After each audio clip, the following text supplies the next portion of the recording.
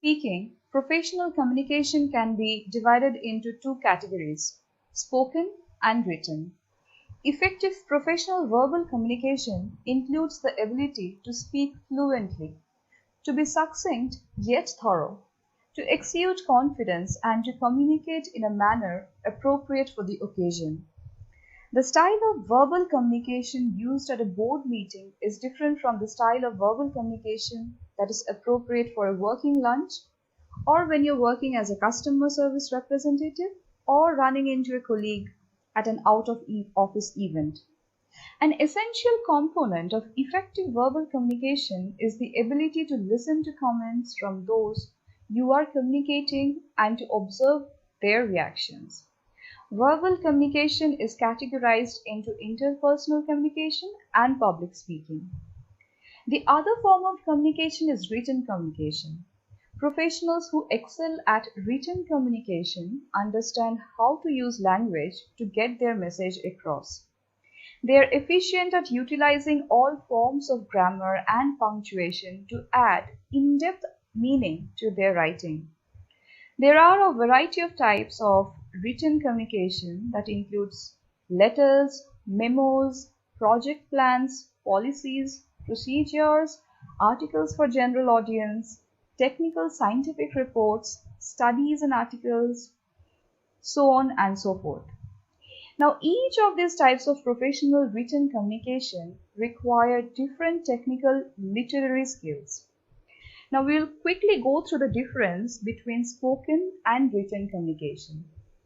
Spoken communication needs you to be more present and demands your immediate response, while written communication doesn't demand that you engage all your sensory facilities in the same way like you would during a verbal communication, and written communication takes longer to get delivered and then extract a response.